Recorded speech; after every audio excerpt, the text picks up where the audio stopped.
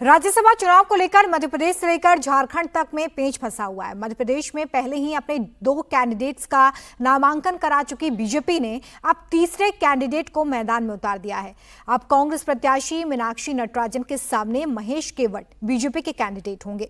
BJP ने अपने तीसरे उम्मीदवार के नाम को लेकर कल शाम सीएम हाउस पर करीब 1 घंटे तक एक हाई लेवल मीटिंग की, जिसके बाद महेश केवट के नाम पर अंतिम सहमति बनी। बीजेपी के 2 अन्य उम्मीदवार तरुण चुग और रजनीश अग्रवाल अपना नॉमिनेशन दाखिल कर चुके हैं। बीजेपी के तीसरे कैंडिडेट महेश केवट को कैंडिडेट बनाए जाने के बाद मध्य प्रदेश कांग्रेस में हलचल तेज है। कांग्रेस में क्रॉस वोटिंग का डर है। कांग्रेस ने अपनी राज्यसभा कैंडिडेट मीनाक्षी नटराजन को जिताने के लिए अब विधायकों को शिफ्ट करने की तैयारी भी शुरू कर दी है। सूत्रों के मुताबिक क्रॉस वोटिंग और जोड़-तोड़ के खतरे को भांपते हुए कांग्रेस अपने विधायकों को तेलंगाना शिफ्ट करने की तैयारी में नजर आ रही है। इसी खबर पर ज्यादा जानकारी के साथ अनुराग अमिताभ भोपाल से हमारे साथ जुड़ गए। अनुराग, पिछली बार तो राज्यसभा चुनाव से पहले सरकार ही बदल गई थी और अभी कांग्रेस की मुश्किलें फिलहाल मध्य प्रदेश में बढ़ती हुई नजर आ रही हैं। जीतू पटवारी और राहुल गांधी कैसे संभालेंगे इस स्थिति को? निश्चित तौर पर पिछली बार हमने ऑपरेशन लोटस देखा था 20 में, और उसके बाद अब जो है एक और हाई वोल्टेज ड्रामा शुरू हो गया। मैं आपको बताऊं, मध्य प्रदेश में राज्यसभा की 11 सीटें हैं, लेकिन इस बार चुनाव जो है अभी 3 सीटों पर हो रहा है, जो 6 साल का कार्यकाल 2026 में तमाम नेताओं का खत्म हो रहा है। 230 का सदन है और ऐसे में 58 वोटों की जरूरत होती है।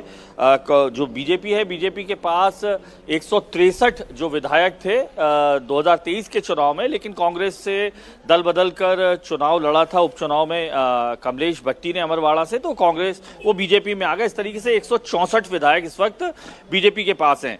58 चूंकि वोट चाहिए तो 58 दूनी जो है 116 करीबन हो जाते हैं, तो 2 सीटें तो सीधे सीधे बीजेपी आसानी से निकाल रही थी। तीसरी सीट के लिए 48 वोट है बीजेपी के पास, यानी 58 वोट चाहिए हैं तीसरी सीट जीतने के लिए, जो कांग्रेस के पास जरूर है क्योंकि उसके पास पहले 66 थे और अब जो है संख्या बल 63 हो गया है। ऐसे में कांग्रेस के पास तो तीसरी सीट जीतने के लिए पर्याप्त विधायक है, लेकिन जैसे ही बीजेपी ने ये अपना तीसरा उम्मीदवार उतारा, खलबली मच गई है कांग्रेस खेमे में, क्योंकि 48 लीगल टेंडर वोट जो हैं वो बीजेपी के पास है। एक कांग्रेस की तरफ से जो अभी भी कांग्रेस में है निर्मला सप्रे, लेकिन वो बीजेपी के मंच पर दिखाई देती हैं। इसके अलावा जो भारतीय आदिवासी पार्टी के जो सदस्य हैं ये 2 साथ में हैं। इस तरीके से 48 और 2 50 हो जाते हैं। बाकी बचे जो 8 का आंकड़ा है, उनमें से ये 8 जो है ये बीजेपी को कहीं ना कहीं से लाने पड़ेंगे। यही हॉर्स ट्रेडिंग की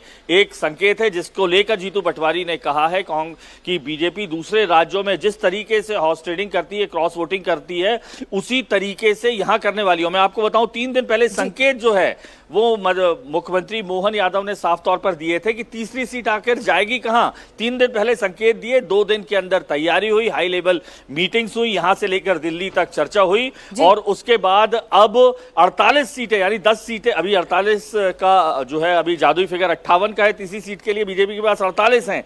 2 सीट उसके पास आ रही है क्योंकि एक कांग्रेस का है वो आ रहा है और एक और जो भारतीय आप पार्टी का, लेकिन फिर भी 8 सीटों की कमी है, लेकिन बीजेपी के तमाम जो दिक्कत तौर पर बढ़ती चली जा रही है। बहुत शुक्रिया अनुराग हमारे साथ जुड़ने के लिए और तमाम जानकारी के लिए।